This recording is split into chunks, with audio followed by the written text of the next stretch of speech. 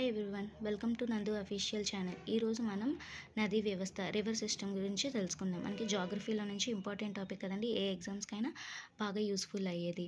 So ఇప్పుడు నదీ వ్యవస్థ ముఖ్యంగా మనం చూసుకుంటే ఇక్కడ భారతదేశంలో నదీ వ్యవస్థ అనేది ముఖ్యంగా 4 రకాల నదీ వ్యవస్థలను కలిగి ఉంది. ఏంటేంటది?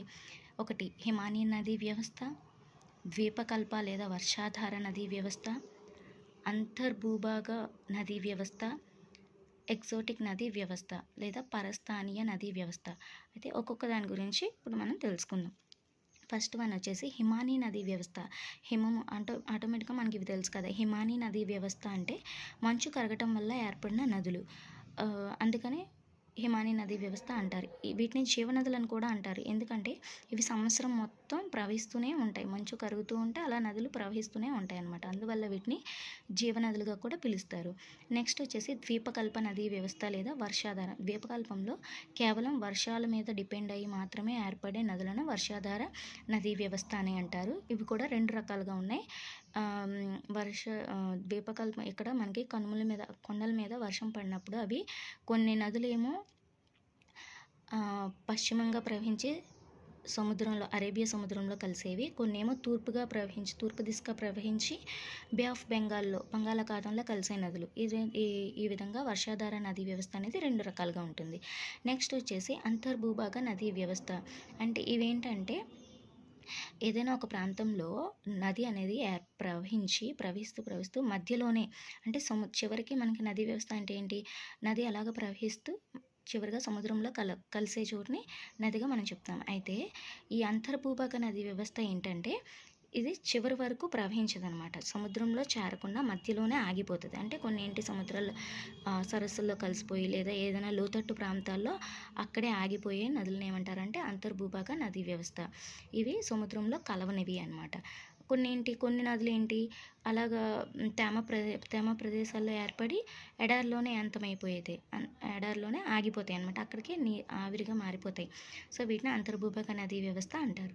అండ్ నెక్స్ట్ వచ్చేసి ఎక్సోటిక్ నదీ వ్యవస్థ లేదా ఎక్సోటిక్. ఇది బాగా వెరీ వెరీ ఇంపార్టెంట్ అండి, ఎందుకంటే చాలా ఎగ్జామ్స్లో అడుగుతాడు. ఎక్సోటిక్ నదీ వ్యవస్థ గల మరొక పేరు ఏంటి అంటే పరస్థానీయ నదీ వ్యవస్థ. పరస్థానీయ నదీ వ్యవస్థ అంటే ఏంటంటే ఏదైనా ఒక నది అనేది స్టార్టింగ్ పాయింట్ నుంచి అలాగ ప్రవహిస్తూ మనకి ఎడారి గుండా ప్రవహించి అది మధ్యలో ఆగదు. ఎడారిని దాటుకుంటూ చివరికి సముద్రంలో కలిసే నదులను ఏమంటారంటే ఎక్సోటిక్ నదీ వ్యవస్థ లేదా పరస్థానీయ నదీ వ్యవస్థ. సో ఇలాగ మనకి 4 రకాలైనటువంటి నదీ వ్యవస్థను కలిగి ఉంది భారతదేశం. అయితే ఒక్కొక్క దానికి ఎగ్జాంపుల్స్ చూద్దాం. హిమానీ నదీ వ్యవస్థకి ఎగ్జాంపుల్స్ సింధు నది, గంగా నది, బ్రహ్మపుత్ర నది. సింధు, గంగా, బ్రహ్మపుత్ర ఇవి హిమానీ నదులకు ఎగ్జాంపుల్స్.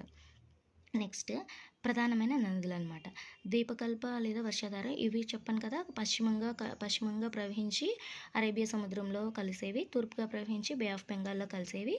అయితే పశ్చిమంగా ప్రవహించే నదులు మనకి ఎంత పర్సంటేజ్ ఉన్నాయంటే 10% ఉన్నాయి. తూర్పుగా ప్రవహించే నదులు 90% అనేవి ఉన్నాయి. అయితే అరేబియా సముద్రంలో కలిసే పశ్చిమ దిశగా ప్రవహించి అరేబియా సముద్రంలో కలిసే నదులు ఎగ్జాంపుల్స్ నర్మదా నది, తపతి, మాహి, సబర్మతి, పెరియార్, భర్త్పూజ, కుంతి.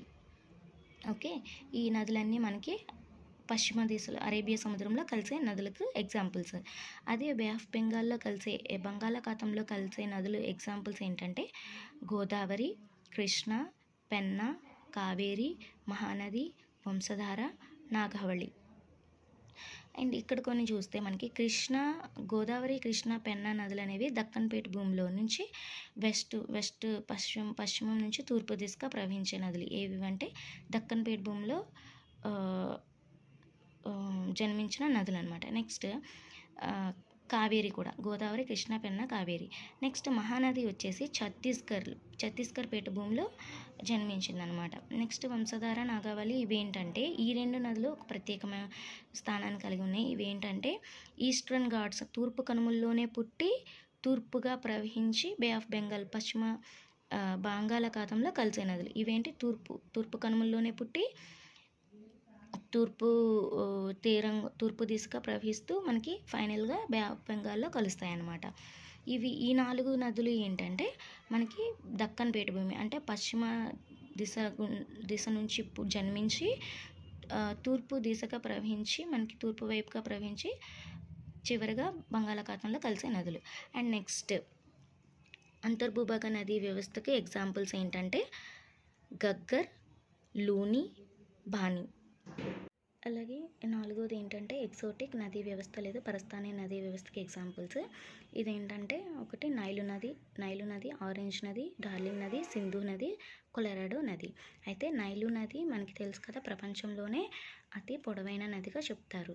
అయితే నైలు నది సహారా ఎడారి గుండా ప్రవహించి ఫైనల్గా సముద్రంలో కలుస్తుంది. అయితే సహారా, కలహారా ఎడారుల గురించి మనకు తెలిసిందే కదా. సహారా ఎడారి అనేది ఉత్తరాఫ్రికాలో ఉంటే కలహారా ఎడారి అనేది దక్షిణాఫ్రికాలో ఉంటుంది. అయితే నైల్ నది సహారా, ఆరెంజ్ నది కలహారా ఎడారి, డార్లింగ్ నది ఆస్ట్రేలియా ఎడారి, సింధు నది థార్ ఎడారి, కొలరాడో నది సోన్రన్ ఎడారి అన్నమాట.